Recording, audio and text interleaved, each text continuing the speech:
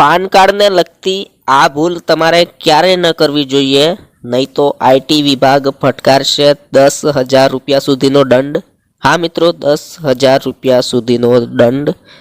મિત્રો, પાન કાર્ડને લગતી મહત્વની અપડેટ છે જે આપણે આજના વિડીયોમાં આપીશું।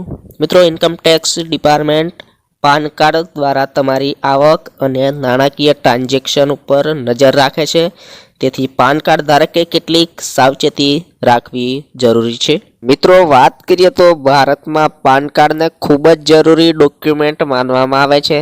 બેન્કિંગ સાથે સંબંધિત તમામ કામો માટે પાન કાર્ડની ખૂબ જ જરૂર પડતી હોય છે। પાન કાર્ડ એ 10 અંકનો અનન્ય આલ્ફા ન્યુમેરિક નંબર છે, એ તો તમે જાણો જ છો, જે ઇન્કમ ટેક્સ વિભાગ દ્વારા આપવામાં આવે છે। ઇન્કમ ટેક્સ વિભાગ દ્વારા આપવામાં આવે છે। જે લોકોની આવક વધારે હોય એ લોકોએ દર વર્ષે ઇન્કમ ટેક્સ રિટર્ન ભરવાનું હોય છે।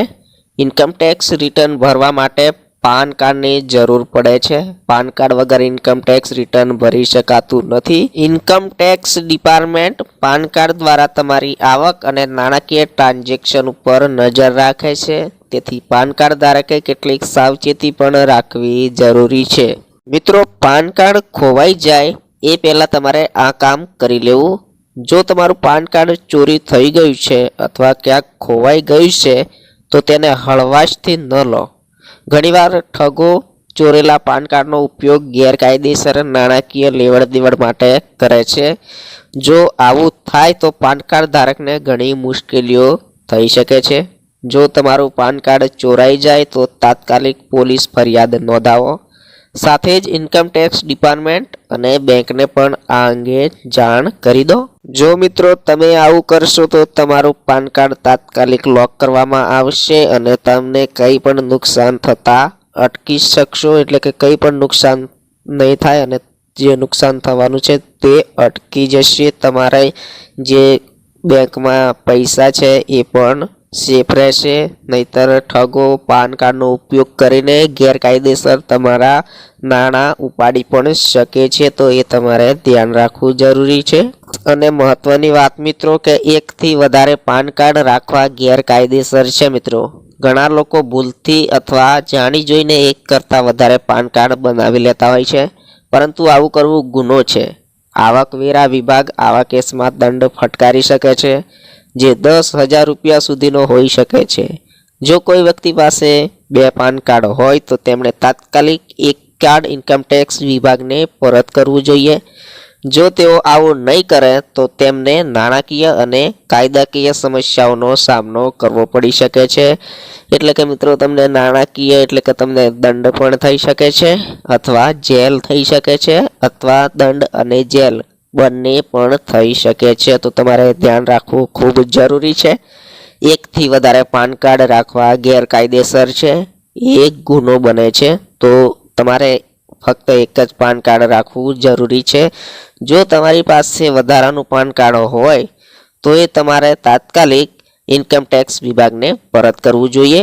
ખોટો પાન નંબર આપવાથી પણ થઈ શકે છે દંડ। મિત્રો, હા મિત્રો, કોઈ પણ ફાઇનાન્શિયલ ટ્રાન્ઝેક્શન કરતી વખતે અથવા ઇન્કમ ટેક્સ રિટર્ન ફાઇલ કરતી વખતે પાન નંબર સાચો જ લખવો જોઈએ। જો ભૂલથી પણ ખોટો પાન નંબર નાખવામાં આવે તો આવકવેરા વિભાગ 10,000 રૂપિયા સુધીનો દંડ ફટકારી શકે છે। આઈટીઆર ફાઇલ કરતાં પહેલાં તમારે પાન નંબરને 2 વાર ચેક જરૂર કરી લેવો જોઈએ। મિત્રો, એટલે કે મિત્રો તમે કોઈ પણ ફાઇનાન્શિયલ ટ્રાન્ઝેક્શન કરો છો, કોઈ પણ પૈસા મોકલો છો, કંઈ પણ, તો તમારે તમારો પાન નંબર છે સાચો જ આપવો જોઈએ। ઇન્કમ ટેક્સ રિટર્નની ફાઇલ ભરો છો એમાં પણ તમારે સાચો જ પાન નંબર આપવો જોઈએ તમારો। જો તમે આ પાન નંબર આપવામાં ભૂલ કરો છો તો તમને દંડ થઈ શકે છે 10,000 રૂપિયા સુધીનો।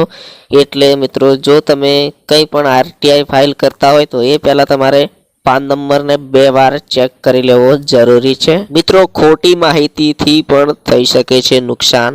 જો તમારા પાન કાર્ડમાં નામ, જન્મ તારીખ અથવા અન્ય માહિતી ખોટી છે તો તેને સુધારવી જરૂરી છે।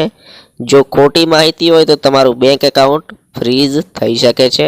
ઘણી વખત આ ભૂલને કારણે લોકોને લોન લેવામાં કે મોટા ટ્રાન્ઝેક્શનમાં મુશ્કેલીઓનો સામનો કરવો પડે છે।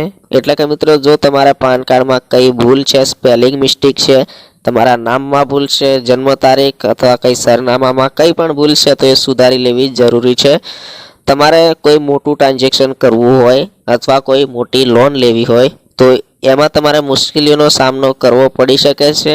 તો તમારે જો તમારા પાન કાર્ડમાં કંઈ પણ ભૂલ હોય તો એ સુધારી લેવી જરૂરી છે. અન્યથા કોઈ મોટી લોન લેશો તો એ પણ નહીં મળે અને કોઈ મોટું ટ્રાન્ઝેક્શન પણ તમે નહીં કરી શકો. આશા રાખું છું મિત્રો કે આ વિડીયો તમને ખૂબ જ સારું લાગ્યું હશે અને તમને ગમ્યું હશે મિત્રો. તો યાર એક લાઈક તો કરી જ નાખજો અને મિત્રો તમારા સગા સંબંધીઓને આ વિડીયો જરૂરથી મોકલી દેજો જેથી કરીને તમામ વ્યક્તિને આ માહિતી મળી જાય. અને મિત્રો ચલો હવે મળીએ કોઈ નવી માહિતી સાથે કોઈ નવા વિડીયોમાં. ત્યાં સુધી બધાને જય હિન્દ, વંદે માતરમ.